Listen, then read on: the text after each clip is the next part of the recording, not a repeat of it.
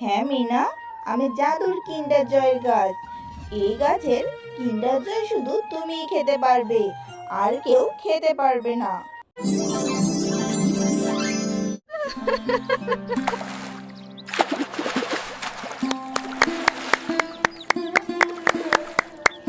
টুম্পা, তোমরা এগুলো কি খাচ্ছ? তোমাদের সামনে এত সুন্দর সুন্দর খেলনা কোথা থেকে আসলো? এই খেলনাগুলো তোমরা কবে কিনলে? আর এই খাবারগুলো খেতে কি অনেক মজা হয়? হ্যাঁ রে মিনা, এই খাবারগুলো খেতে অনেক মজা হয়। দোকানে নতুন এসেছে। এই খাবারের নাম হলো কিন্ডার জয়। এই কিন্ডার জয় থেকে সুন্দর সুন্দর খেলনা বের হয়েছে। দেখেছিস এগুলো কত সুন্দর? আমরা এই খেলনাগুলো দিয়ে খেলবো আর এই মজার চকলেটগুলো খেতে পারবো। হ্যাঁ রে মিনা, এই খেলনাগুলো অনেক ভালো, আর এই চকলেটটা অনেক টেস্টি। আমরা এগুলো খেয়ে তারপরে এই খেলনাগুলো দিয়ে খেলবো। তোমরা আমাকে এই খেলনাগুলো দিয়ে একটু খেলতে দিবে? আমি একটু খেলে আবার তোমাকে দিয়ে দিব। না রে মিনা, তোকে আমরা এই খেলনাগুলো দিতে পারবো না। মা বলেছিল তুই আসার আগে আমরা যেন কিন্ডার জয় খেয়ে ফেলি, আর তুই সেই চলেই আসলি। না রে মিনা, তোকে কোনো খেলনা দিতে পারবো না। এখন যদি মা এসে দেখে তুই আমাদের কাছে এসে দাঁড়িয়েছিস, তাহলে মা অনেক অনেক বকা দিবে। তুই এখন এখান থেকে চলে যা। তোমরা কেন আমার সাথে এমন করছো? একটু দাও না, আমি একটু তোমাদের খেলনা নিয়ে খেলবো। তোমরা কেন আমার সঙ্গে এমন খারাপ ব্যবহার করছো? মিনা, তুই এত বেহায়া কেন রে? তুই কোনো কথাই শুনিস না, আর আমাকে এত বিরক্ত করছিস কেন তুই? তোকে তো চলে যেতে বললাম। যা তো এখান থেকে, মিনা চলে যা।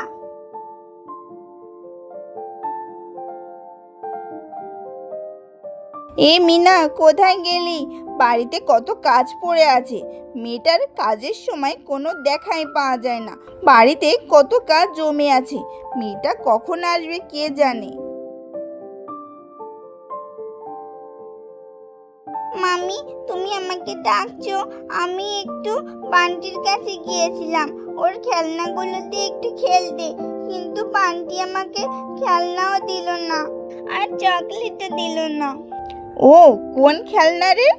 বুঝেছি, আমার ছেলে মেয়ে যে কিন্ডার জয় খেয়েছে, সেই কিন্ডার জয় থেকে যে খেলনা বের হয়েছে, তুই সেই খেলনা চেয়েছিলিস। তোর তো সাহস কম না মিনা। আমার মেয়ে নতুন খেলনা এসেছে, আর তুই সেই খেলনা নিয়ে খেলতে চাচ্ছিস? তোর তো অনেক সাহস হয়েছে। তোর জ্বালায় আমি আমার ছেলে মেয়ে দুটোকে ঘরে পাঠিয়ে দিলাম খাওয়ার জন্য, আর তুই ঘরেই চলে গেলি। তুই এত বেহায়া কেন রে মিনা?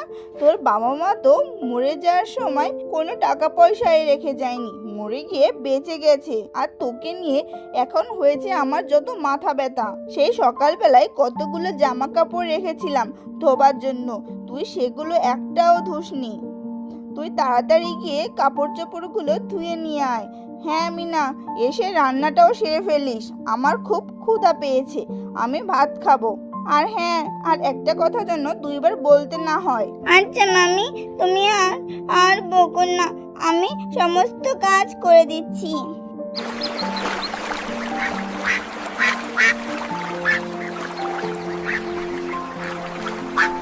হ্যাঁ রে মিনামা, সকাল সকাল এতগুলো কাপড় নিয়ে এসেছিস ধোয়ার জন্য। তোর ঠান্ডা লেগে যাবে না? এখন যেই ঠান্ডা পড়েছে, তোর তো জ্বর চলে আসবে। না মামি, আমার কিছু হবে না। পৃথিবীতে যার বাবা মা নেই তার কোনো কিছুই হয় না। আর আমার তো এই কাজগুলো না করলে সারাদিন ভাতই জুটবে না, তাই আমাকে এসব কাজ করতেই হবে। তোর জন্য অনেক কষ্ট হয় রে মিনা আমার। তুই এত কাজ করিস, তাও তোর মামি তোকে একটুও ভালোবাসে না। হ্যাঁ মামি, আমার তো আর কিছুই করার নেই। আমার তো কোথাও যাওয়ার মতো জায়গাও নেই, তাই মামির সব কথা শুনে সব কাজ করে তার মনের মতো হয়ে চলতে চাই। কতগুলো জামা কাপড় ধুলাম, একটুও জিরানোর সময় পেলাম না। এখন আবার রান্নাও করতে হচ্ছে। বাবা মা, তোমরা কেন ফেলে চলে গেলে আমায়? আমার যে এই পৃথিবীতে থাকতে আর ভালো লাগে না।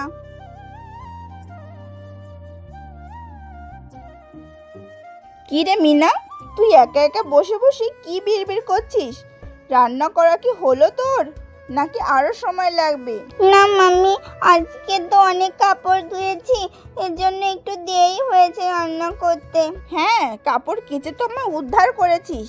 মাম্মি, তুমি কেন আমাকে দিয়ে এত কাজ করাও? বা আন্টি টিয়াকে দিয়ে তো কোনো কাজ করাও না। মিনা, তোর যত বড় মুখ নয় তত বড় কথা। আমার ছেলে মেয়েদের সঙ্গে তোর তুলনা করছিস?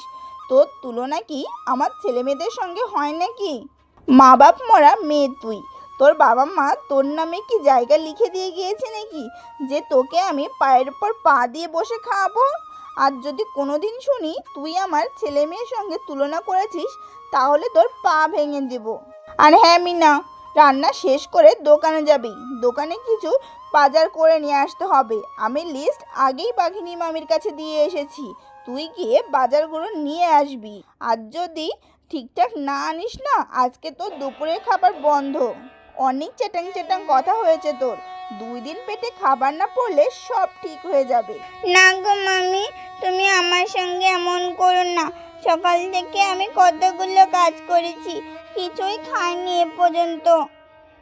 আবার তুমি যদি আমাকে দুপুরবেলা খেতে না দাও, তাহলে তো আমি একদম মরেই যাব। ঠিক আছে, এত কথা বলছিস কেন? আগে যা, রান্নাটা শেষ করে বাজার নিয়ে আয়, তারপর আমি ভেবে দেখব।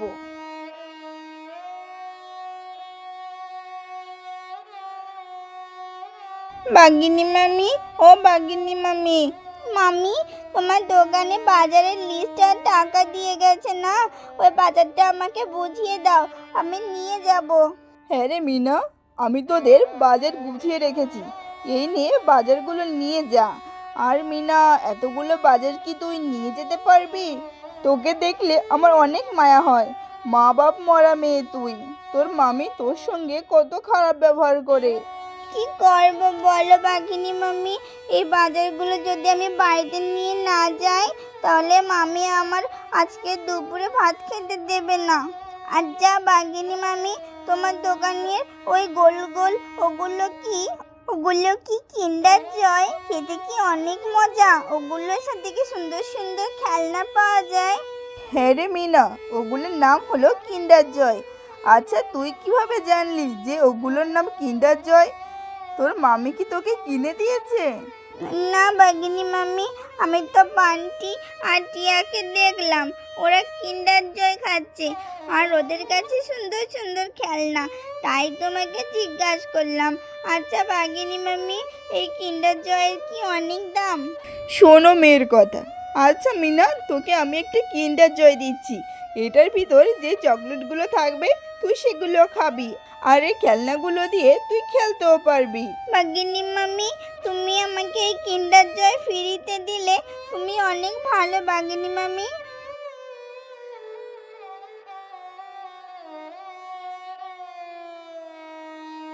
মিনা, এই বাজারগুলো নিয়ে আসতে তোর এত সময় লেগে গেল?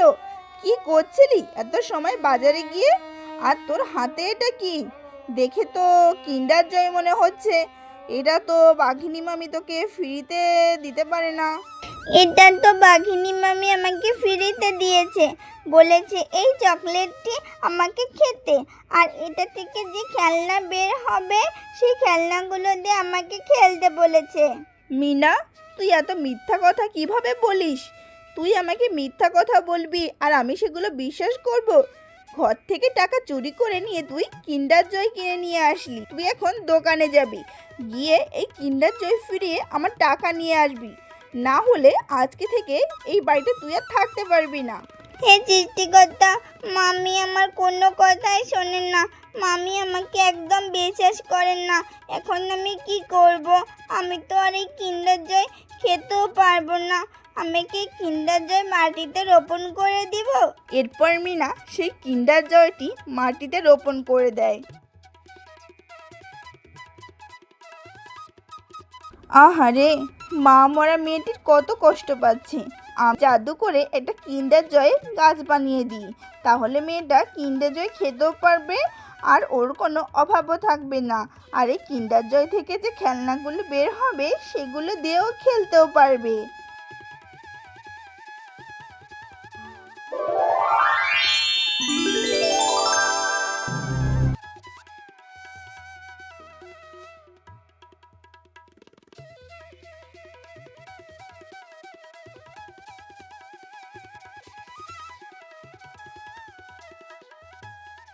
মামি মামি তাড়াতাড়ি আসো, দেখো আমাদের বাড়ি উঠানে কত বড় একটা কিন্ডার জয়ের গাছ হয়েছে।